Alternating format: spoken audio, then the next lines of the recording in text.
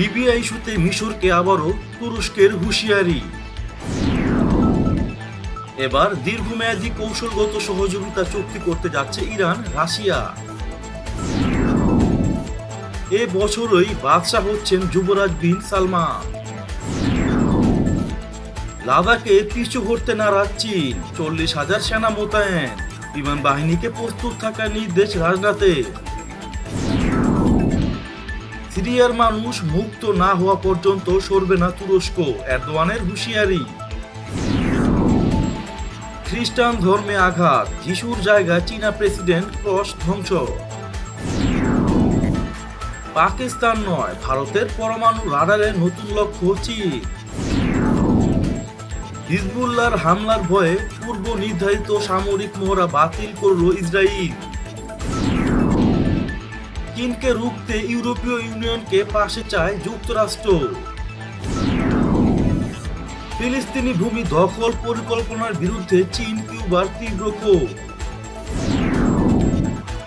তুরস্ক গ্রিস উত্তেজনা বাড়ছে, পানি সীমা নিয়ে চলছে বাকযুদ্ধ। এবং সবশেষে থাকছে যুক্তরাষ্ট্রের সঙ্গে টক্কর দিয়ে মঙ্গল গ্রহ মিশনে চীন। মিশরকে হুঁশিয়ারি উচ্চারণ করে তুরস্ক বলেছে, কায়রো যদি লিবিয়ায় সেনা মোতায়েনের পরিকল্পনা নিয়ে এগিয়ে যায় তাহলে তারা বিপজ্জনক ঝুঁকির মুখে পড়বে। তুর্কি প্রেসিডেন্ট এরদোয়ানের নিরাপত্তা উপদেষ্টা ইব্রাহিম কালিন বুধবার বার্তা সংস্থা রয়টার্সকে দেওয়া এক সাক্ষাৎকারে এই হুঁশিয়ারি উচ্চারণ করেন। মিশরের জাতীয় সংসদ লিবিয়ায় সম্ভাব্য সামরিক হস্তক্ষেপের ব্যাপারে দেশটির প্রেসিডেন্ট আবদেল ফাত্তাহ আল সিসিকে সবুজ সংকেত দেওয়ার পর ইব্রাহিম কালিন ওই হুঁশিয়ারি উচ্চারণ করেন। তিনি বলেন, আফ্রিকার তেল সমৃদ্ধ দেশ লিবিয়ায় যদি মিশর সেনা মোতায়েনের চেষ্টা করে তাহলে যুদ্ধ বিধ্বস্ত লিবিয়ায় শান্তি প্রতিষ্ঠার প্রচেষ্টা ব্যাহত হবে এবং তা কায়রোর জন্য খুবই ঝুঁকিপূর্ণ হবে। তিনি বলেন, আমি বিশ্বাস করি এটি হবে মিশরের জন্য বিপজ্জনক সামরিক ঝুঁকি। লিবিয়া ইস্যুতে বেশ কিছুদিন ধরে অনেকটা মুখোমুখি অবস্থানে রয়েছে মিশর ও তুরস্ক। মিশর এখন লিবিয়ায় সামরিক হস্তক্ষেপ করার কথা বলছে। এতে তুরস্ক ও মিশরের মধ্যে সামরিক সংঘাতের আশঙ্কা বেড়েছে।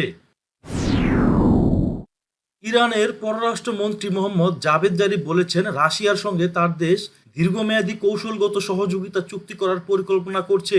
এ ব্যাপারে দু দেশ সমঝোতায় পৌঁছেছে বলে জানান তিনি। বুধবার ইরানের মন্ত্রিসভার সাপ্তাহিক বৈঠকের অবকাশে জারিফ সাংবাদিকদের জানান, মঙ্গলবার মস্কো সফরের সময় এই সমঝোতা হয়। মস্কো সফরের সময় জারিফ রুশ পররাষ্ট্রমন্ত্রী সের্গেই ল্যাভরভের সঙ্গে বৈঠক করেন এবং প্রেসিডেন্ট ভ্লাদিমির পুতিনের সঙ্গে 1 ঘন্টা ধরে ফোনে আলোচনা করেন।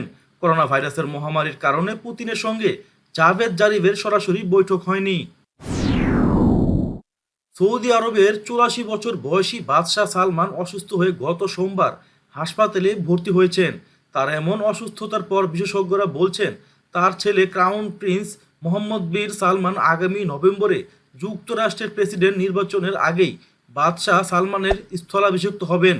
উপসাগরীয় আরব দেশগুলো নিয়ে কাজ করা স্বাধীন গবেষক নাবিল নোয়ারাহ এশিয়া টাইমসকে বলেছেন, চলতি বছরের শেষ দিকে যুবরাজ সালমান ক্ষমতায় আহরণ করবেন। কিছু সূত্রের বরাতে তিনি জানাচ্ছেন, বছরের শেষ নয়, আসন্ন যে কোনো মাসেও তিনি ক্ষমতায় আসতে পারেন বলে ধারণা। সামরিক ও কূটনৈতিক স্তরে একাধিক বৈঠক আলোচনার পরও এখনও অব্যাহত রয়েছে ভারত ও চীনের মধ্যে সীমান্ত সংঘাত। ভারতের পক্ষ থেকে দাবি করা হচ্ছে, লাদাখ সীমান্ত থেকে এখনও পিছু হটেনি চীনের সেনারা।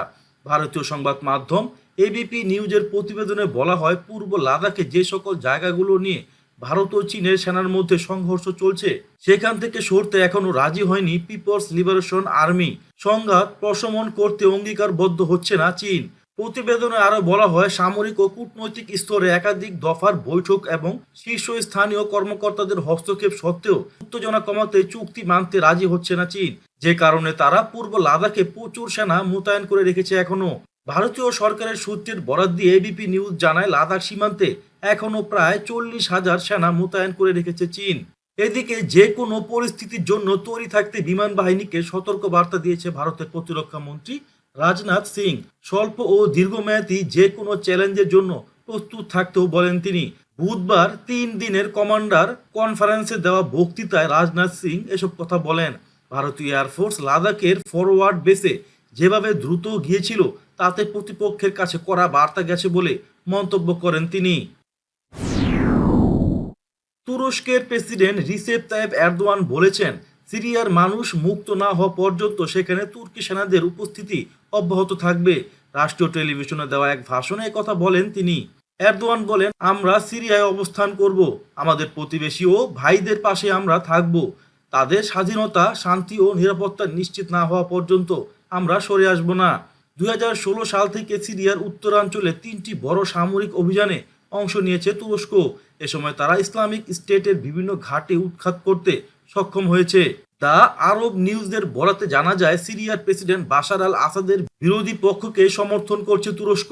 সিরিয় প্রেসিডেন্ট আসাদের পদত্যাগ ছাড়া দেশটিতে শান্তি ফিরবে না বলেও আগে থেকে বলে আসছে আঙ্কারা।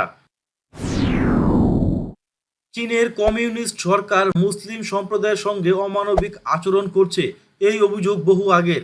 এবার নতুন করে খ্রিস্টান ধর্ম নিয়ে টানাটানি শুরু করেছে চীন। এতে করে অভিযোগ উঠেছে, সাম্প্রতিক বছরগুলোতে সংখ্যালঘুদের ধর্মীয় প্রতিষ্ঠানের উপর কঠোর নির্দেশনা জারি করেছে বেইজিং। ইতিমধ্যে চীনে খ্রিস্টানদের প্রতি কঠোর নির্দেশনা দেওয়া হয়েছে, যা খ্রিস্টান ধর্মের কঠিন আঘাত বলে মনে করছে অনেকে। চীন সরকার বলছে, কয়েকটি প্রদেশের গির্জার ক্রসগুলো ভেঙে ফেলতে হবে। ফলে জুলাই মাসে একাধিক প্রদেশের গির্জার ক্রসগুলো ভেঙে ফেলেছে কর্তৃপক্ষ। শুধু গির্জা নয়, খ্রিস্টান ধর্মাবলম্বীরা নিজেদের বাড়িতে যিশুর কোনো ছবি রাখতে পারবেন না। তার বদলে মাও সেতুং ও বর্তমান প্রেসিডেন্ট শি জিনপিং এর ছবি রাখতে হবে, এমনই নির্দেশ দেওয়া হয়েছে। সব দিক থেকেই তৈরি ভারত। আলোচনার রাস্তা খোলা রেখে প্রস্তুতি সারছে দেশটি। চীনের সঙ্গে যে কোনো সংঘাতের পথে যেতে তৈরি ভারত। সাম্প্রতিক সময়ে পরমাণু শক্তিধর দেশ ভারত নিজেদের পরমাণু নীতির অভিমুখও বদল করেছে। পাকিস্তান নয়, এখন নয়াদিল্লির পরমাণু নীতির মূল লক্ষ্য চীনকে ভয় দেখানো। রিপোর্ট বলছে, ভারতের পরমাণু অস্ত্রগুলির রাডারে চলে এসেছে চীন। 2017 সালের ডোকলাম পর্বের পর থেকেই এই রাডারের অভিমুখ বদল হয়েছে। ভুটান সীমান্তে সংঘাতের পর থেকে চরম সতর্কতা জারি করা হয় ভারতের সেনাবাহিনী ও বিমান বাহিনীর মধ্যে। পরমাণু বিশেষজ্ঞ হ্যান্স এম ক্রিস্টেনসেন ও ম্যাট কোর্ডা একটি প্রতিবেদন প্রকাশ করেন গত 20 জুলাই। সেখানে এ বিষয়ে বিস্তারিত তথ্য তুলে ধরা হয়। তারা ওই প্রতিবেদনে জানান, এতদিন পাকিস্তানের সঙ্গে সংঘাতের জেরে নয়াদিল্লির পরমাণু নিশানার মূলে ছিল ইসলামাবাদ। তবে সময়ের সঙ্গে সঙ্গে শত্রু বদলেছে। এবার তালিকায় নতুন সংযোজন চীন। ভারতের নতুন অগ্নি মিসাইলের যা রেঞ্জ, তা চীনকে লক্ষ্য রেখেই তৈরি করা বলে মনে হচ্ছে। লেবাননের ইসলামী প্রতিরোধ আন্দোলন হিজবুল্লাহর পাল্টা হামলার ভয়ে পূর্ব নির্ধারিত সামরিক মহড়া বাতিল করেছে দখলদার ইসরায়েল। সম্প্রতি সিরিয়ায় দামেস্ক বিমানবন্দরের কাছে ইসরায়েলি হামলায় হিজবুল্লাহর এক যোদ্ধা শাহাদাতের পর থেকেই আতঙ্কে রয়েছে ইহুদিবাদীরা। বিশ্বব্যাপী চীনের আধিপত্য বেড়েই চলেছে।